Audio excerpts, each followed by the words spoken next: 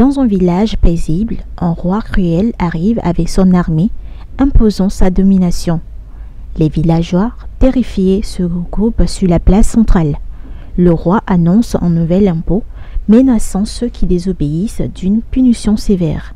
Les visages des habitants se figent de peur alors que l'atmosphère devient de plus en plus sombre. Le roi dicte ses lois du haut de son trône dans un château lugubre, surplongeant le village. Il ordonne l'arrestation de ceux qui contestent son autorité. La nuit, les soldats parcourent les rues, emportant des villageois qui osent murmurer contre son règne. Des cris déchirants résonnent dans l'obscurité. Un homme accusé de vol est amené sur la place publique. Le roi, assis sur son trône, ordonne une exécution lente et brutale pour effrayer les autres.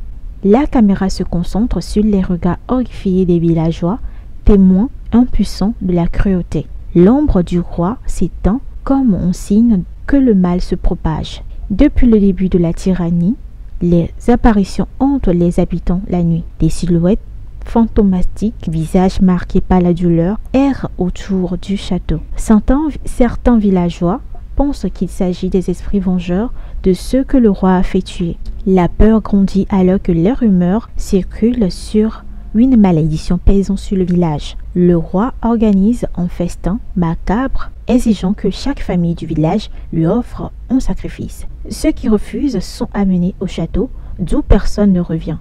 La caméra montre des villageois terrifiés, se tenant la main, murmurant des prières pour échapper à cette cruauté inhumaine. Les cris s'intensifient au fur et à mesure que le festin progresse. Un groupe de villageois, mené par un ancien, se réunit en secret dans une cabane à la lisière du village.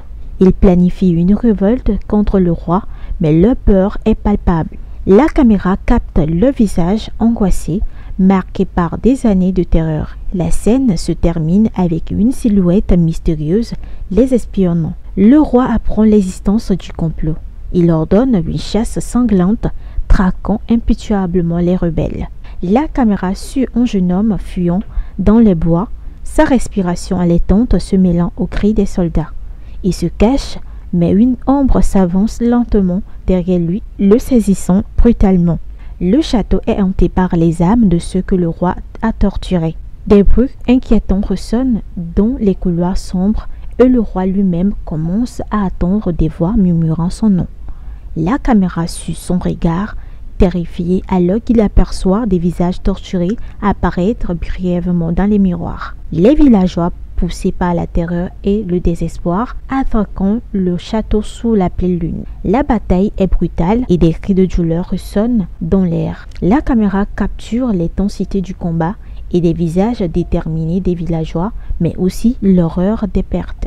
Le roi se bat férocement, mais l'ombre des esprits s'apaisit autour de lui. Le roi seul et blessé se réfugie dans la salle du trône. Les esprits de ses victimes se matérialisent, l'harcelant. La caméra montre son visage rempli de terreur